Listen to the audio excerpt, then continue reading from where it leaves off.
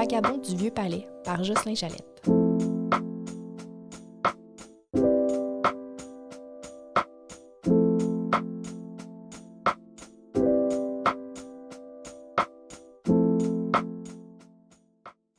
Mais que fait donc ce sacré vieux Jules?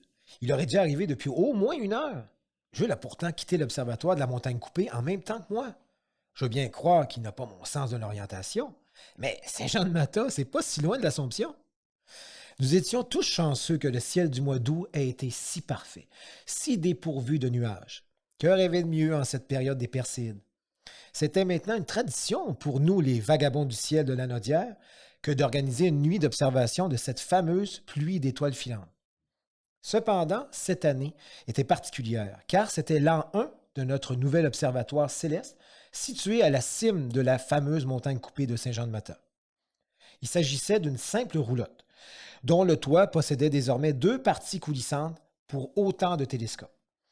Comme il avait fallu en faire des soupers spaghettis pour enfin concrétiser notre vieux rêve au club d'astronomie.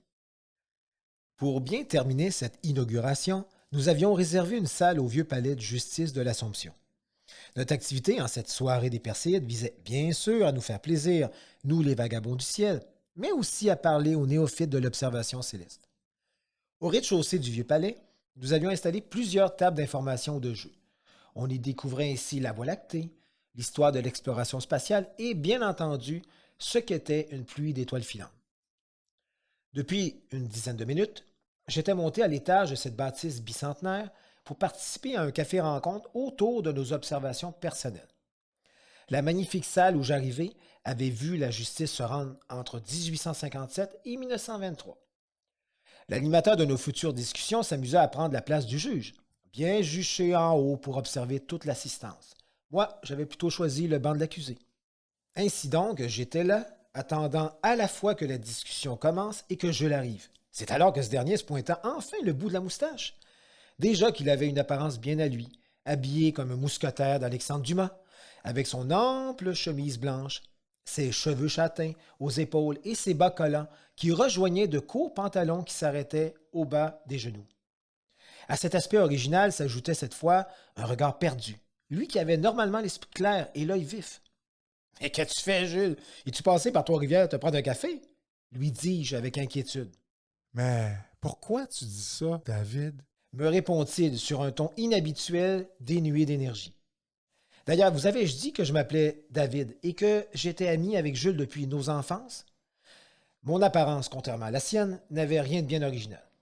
Je m'habillais de bleu et de blanc aux couleurs du Québec. J'avais les cheveux courts, frisés et noirs, et ma peau foncée rappelait l'origine de mes ancêtres arrivés d'Haïti. Bref, on pouvait à peine nous différencier. Mais tout ça n'a aucune importance. Je soulignais du tac au tac à Jules qu'il était 2 heures du matin et que je l'attendais depuis plus d'1 heure. Il n'en revenait pas. Il ne voulut pas me croire avant d'avoir lui-même constaté mes dires sur sa montre et à l'horloge placée au mur. « Vous semblez avoir un trou dans votre temps, messieurs. » La personne qui venait d'intervenir à brûle-pourpoint dans notre dialogue était une charmante dame d'une 40aine d'années à la chevelure rousse.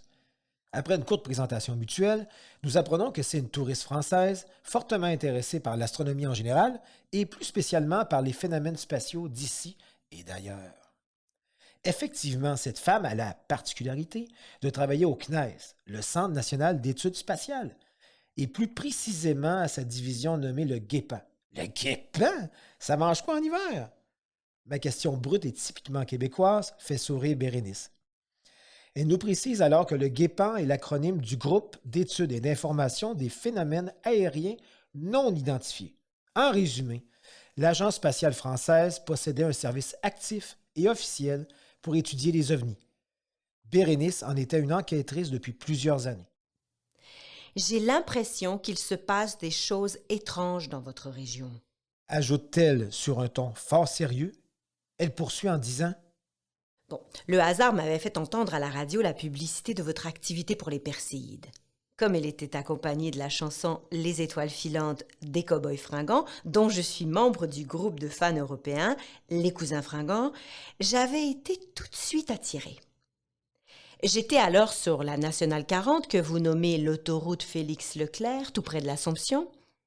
Peu après cette écoute, je me suis fait éblouir par une voiture qui me suit. Nous étions déjà la nuit, du moins avais-je cru qu'il s'agissait d'une automobile. Alors que les phares me talonnaient de trop près, les lumières me dépassèrent par la droite.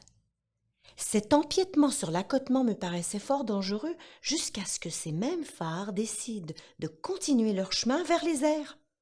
L'objet lumineux disparut alors rapidement de ma vue, et tout cela sans le moindre bruit. Avais-je rêvé? Était-ce un hélicoptère? Ça me paraissait improbable que je ne l'ai pas entendu et qu'il reste si près du sol. L'autre possibilité, sans doute plus raisonnable, était celui d'un drone.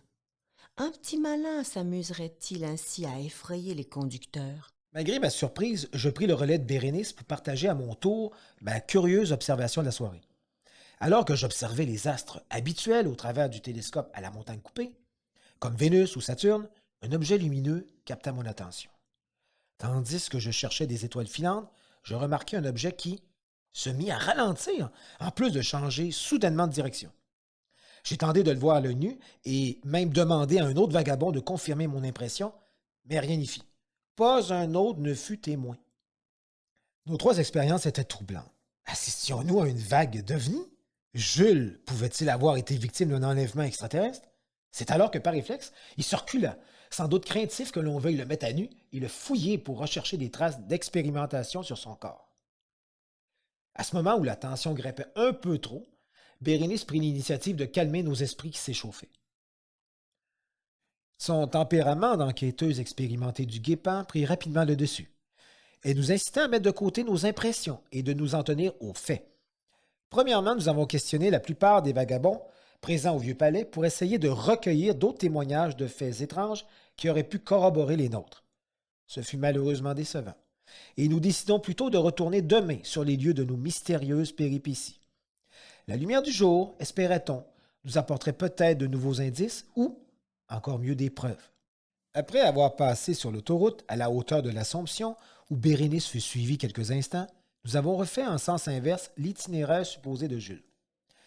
Arrivés finalement de nouveau à la montagne coupée, il nous fallut bien reconnaître que nous avions fait chou blanc. Pas une poussière d'indices n'avait été trouvée. La seule chose qui nous troublait fut cette sensation lancinante étrange de se sentir observé. C'est à ce moment que l'on entendit une branche craquer en provenance de la forêt qui nous entourait. On vit soudainement une ombre s'enfuir à travers les arbres. Personne n'avait pu identifier la créature. Mais était-ce seulement au moins un animal? Ou alors...